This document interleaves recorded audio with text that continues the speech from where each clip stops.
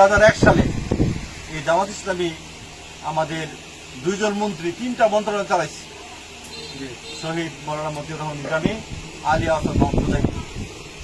আমাদের বিরুদ্ধে যারা কথা বলতো তারাও আমাদের বিরুদ্ধে দুর্নীতির অভিযোগ দায়ের করতে পারে নাই, যে হ্যাঁ এই জামাত ইসলামী 2 জন মন্ত্রী দুর্নীতি করছে। গ্রিন হার্ট অপারেশনের সময় অভিযোগ দায়ের করতে পারে নাই, কোনো দুর্নীতি পায় নাই। এই জামাত ইসলাম এই ধরনের সৎ যোগ্য নেতা এই দেশের জন্য উপহার দিয়েছে। আলহামদুলিল্লাহ বাংলাদেশে এ পর্যন্ত এখন আমার জামাত ঘোষণা করেছে যে বাংলাদেশের এই শাসনভার জনগণের সেবায় জামাত ইসলামী প্রস্তুত।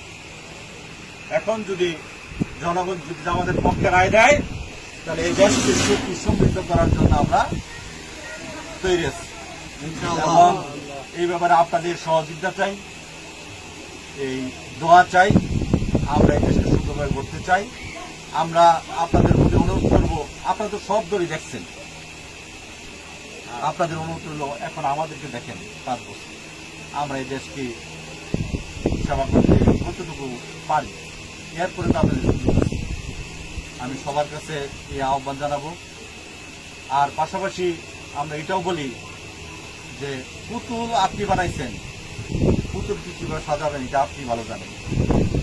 এই দুনিয়া আল্লাহ সৃষ্টি করেছেন, এই দুনিয়াতে কিভাবে শান্তি আসবে এটা আল্লাহ রব্বুল আলামিন ভালো জানেন। সুতরাং এই আল্লাহ রব্বুল আলামিনের ফরমানুযায়ী যদি আমরা এই দেশ সমাজ চালাই তাহলে তাড়াতাড়ি শান্তি আসা সম্ভব আমরা মনে করি। এই জন্য আসুন এই দেশকে সুন্দর সুখী সমৃদ্ধ করতে হলে ভালো লোক দ্বারা এই দেশকে চালাইতে হবে।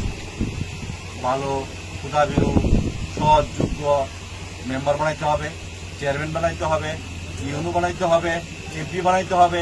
তাহলেই এই দেশ সুন্দর হবে, কোনোদিনই সম্ভব হবে।